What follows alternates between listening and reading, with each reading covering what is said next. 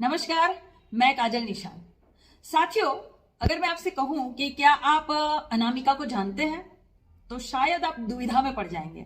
लेकिन अगर मैं आपसे कहूं कि क्या आप सरकारी कवि को जानते हैं तो आप फट से पहचान जाएंगे कि मैं किसकी बात कर रही हूं। जी हाँ, मैं बात कर रही हूं सरकारी कवि, दरबारी कवि, क्या नाम है उसका, अनामिका, हाँ, अनामिका अंबर जो कवि है। हाँ, अपने आप को कवि कहती है। लेकिन मैं अनामिका से कह देना चाहती हूँ कि बहन, अब तुम कितना भी ये दाग धो लो, तुम जो है वो ऑरेंज वाले डेटोल साबुन से भी अगर ये दाग धो लो, लेकिन नेहा ने जो तुम्हें नाम दिया है वो इतिहास में दर्ज हो गया है कि तुम सरकारी कवि हो।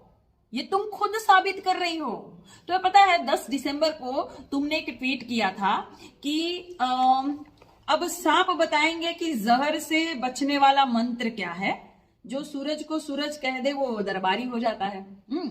तो इस पर मैंने तुम्हें जवाब दिया था कि रोज सांप सारे हड़ताल पर बैठे हैं, जहर फैलाने का ठेका जो दरबारी लिए बैठे हैं। तुम सूरज को अगर सूरज कह देती तो हम भी काबिले तारीफ कह देते, पर खैर तुम लोग तो बोलोगे नहीं। पर खैर, कुछ लोग तो असत्य की डिग्री लिए बैठे हैं, कुछ दरबारी एंकर, कुछ गोदी मीडिया, कुछ सरकारी कवि बने बैठे हैं। कैसी लगी? अच्छी लगी कविता? हाँ, क्योंकि मैंने बिल्कुल सत्य कहा था, क्योंकि तुम सच में वैसा ही काम कर रही हो। तुम खुद साबित कर रही हो कि तुम सरकारी कवि हो। 100% ये सच है। सरकारी कवि ऐसा अनाप शनाप बयान दे रही हो तो तुम जो है वो सनकी पात्रा मौसिक बुआ के भतीजे की लड़की की बेटी के मामा के दोस्त के चाची की बेटी का जो वो भांजा है गुल्लू, उसके ससुर की नाती हो क्या?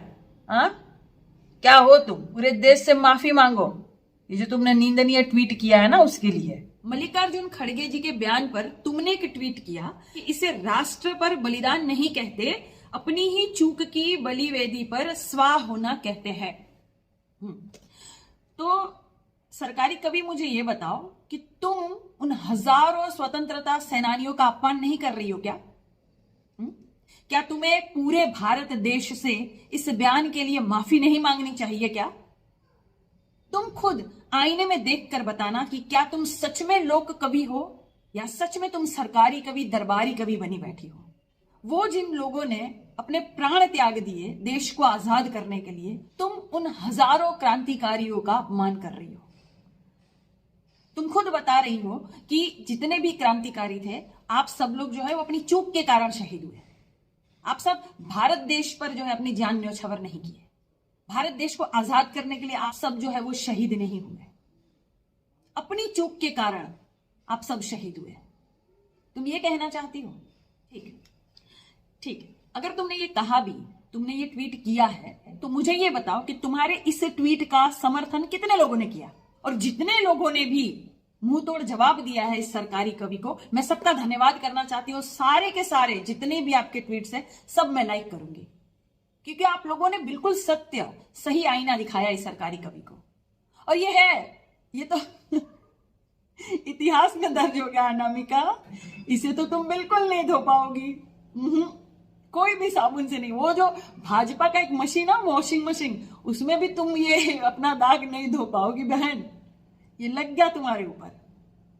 ठीक, तो शर्म करो और माफी मांगो पूरे देश से और उन सभी परिवारों से जिन्होंने देश को आजाद करने के लिए अपने लोगों को खोया है। तुम लोग जो है अंग्रेजों से माफी मांगे हो। तुम लोग क्या समझोगे बलिदान क्या होता है? तुम लोग क्या जानो?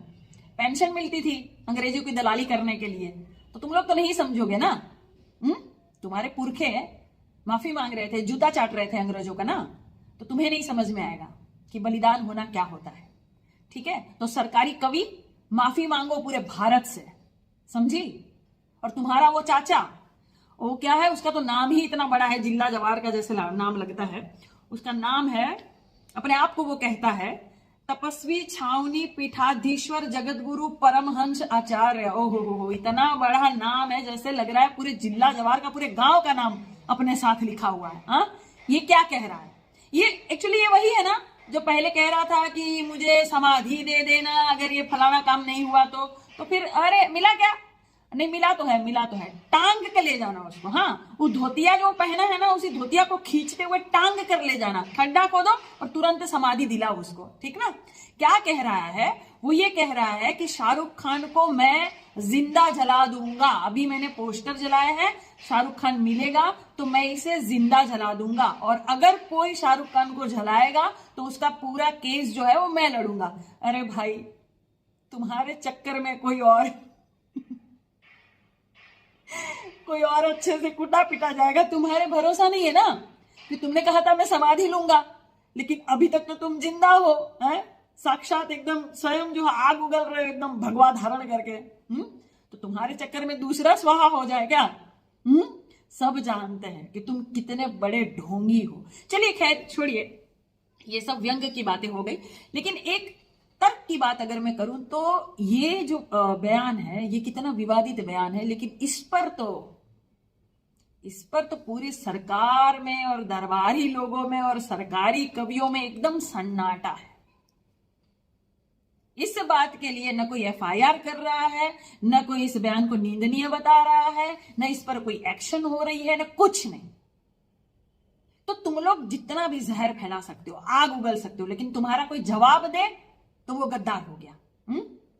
खैर, मैं एक बात बताना चाहती हूं कि भाजपा में एक बात जो विपक्ष को समझनी चाहिए और सीखनी चाहिए, वो ये बात है कि जब भाजपा के ऊपर कोई तंज करता है या कोई इनको सवाल पूछता है या इनके ही वीडियो इनको दिखा देते हैं, तो भाजपाई सारे के सारे बौखला जाते हैं, और बौखलाने के बाद एक आईटी सेल इनका जो है वो काम करने लग जाता है। अमित, सही है? आईटी सेल एकदम इनका काम करने लग जाता है, एक्टिव हो जाता है। पूरे जितने भी भाजपा के नेता है, अंतरी मंत्री संतरी नेता, विधायक, सांसद, अंध गंध और कुछ गुलाबों जो गंध फैला रही हैं सब, वो सारे एक्टिव हो जाते हैं। अमीर लोग भी एक्टिव हो जाएंगे, नॉर्मल लोग भी एक्टिव हो जाएंगे, कार्यकर्ता भी एक्टिव हो जाएंगे, जितने भी भाजपा से जुड़े हैं सब एक्टिव हो जाएंगे। एक टूल किट जारी हो जाएगा, अरे तुमने ये कहा, तुमने वो कहा, तुमने ये कहा, सब हमला बोल देंगे चारों तरफ से। लेकिन ये बात विपक्ष में नहीं है। विपक्ष को कितना ही सुना देते हैं, विपक्ष के बारे में कितना अनाप शनाप बयान देते हैं, लेकिन विपक्ष कभी भी एक साथ मिलकर घेरता नहीं है सरकार को। न वो चीज आती है, न इनका आईटी सेल कभी एक्टिव होता है। तो ये सब कब सीखोगे आप? तो सीखो, समझो।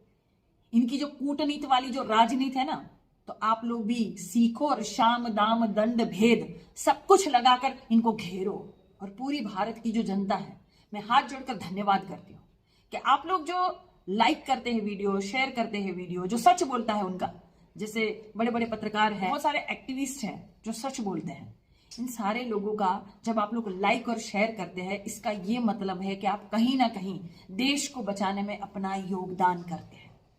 इसलिए मैं सैल्यूट करती हूं आपको, थैंक यू बोलती हूं, धन्यवाद बोलती हूं कि आप लोग भी एक टीम है।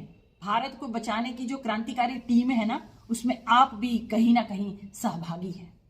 इसलिए बहुत बहुत धन्यवाद कि अभी इस देश में सत्य जिंदा है।